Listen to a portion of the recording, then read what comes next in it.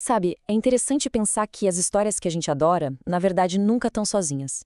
Elas estão sempre numa grande conversa, sabe? Pegando ideias umas das outras, se reinventando e, no fim, criando algo totalmente novo. Vamos mergulhar juntos nessa teia de conexões que forma o que a gente pode chamar de o grande remix da cultura. Para começar, que tá um pequeno quebra-cabeça. A gente tem aqui 4 coisas bem diferentes uma das outras.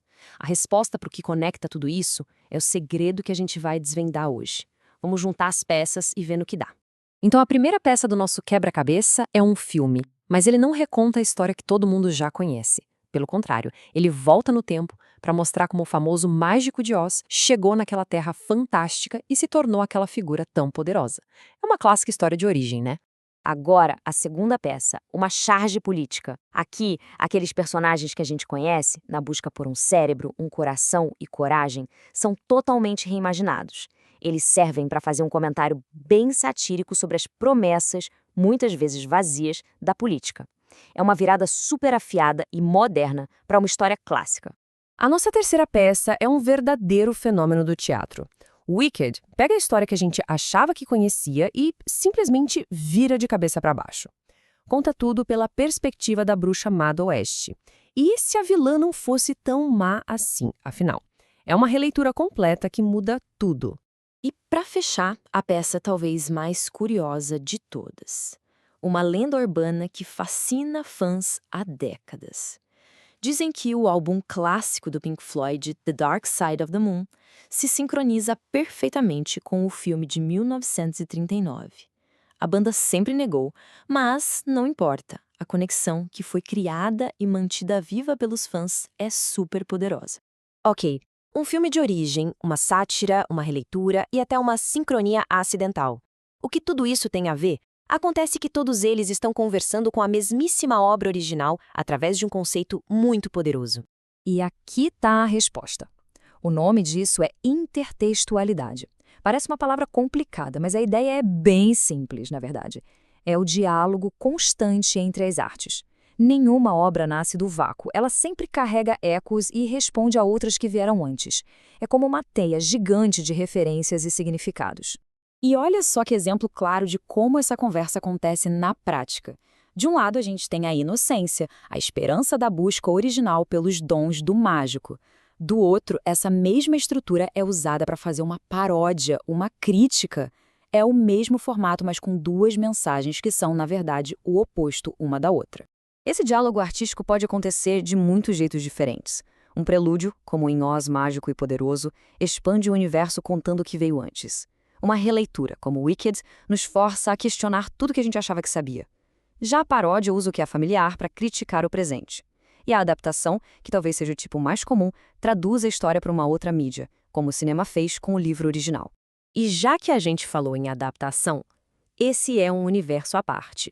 É talvez a forma de intertextualidade que a gente mais encontra por aí. A relação entre literatura e cinema é fascinante. Vamos pegar outro exemplo, Onde Vivem os Monstros. O livro original é super curto, poético, com aquelas ilustrações icônicas. Para transformar isso num filme, o diretor precisou expandir aquele mundo, dar nomes, criar diálogos para os monstros, enfim, aprofundar a história para funcionar na tela. E isso nos leva a um ponto crucial. Por que será que as adaptações geram tanto debate? É porque, ao ler um livro, cada pessoa cria um filme único na própria cabeça. A versão do diretor é só uma dessas visões, e ela pode ser muito, mas muito diferente da nossa. Pois é, e essa conexão é tão fundamental que até as maiores premiações de cinema, tipo o Oscar, reconhecem essa diferença. Existem categorias separadas para roteiro original e roteiro adaptado, porque, de fato, o trabalho de criar do zero e o de traduzir uma obra de uma mídia para outra são desafios artísticos completamente distintos. Mas essa conversa entre as artes, ela é ainda mais antiga. Vamos agora para uma das relações mais profundas e duradouras que existem, a da literatura com a música.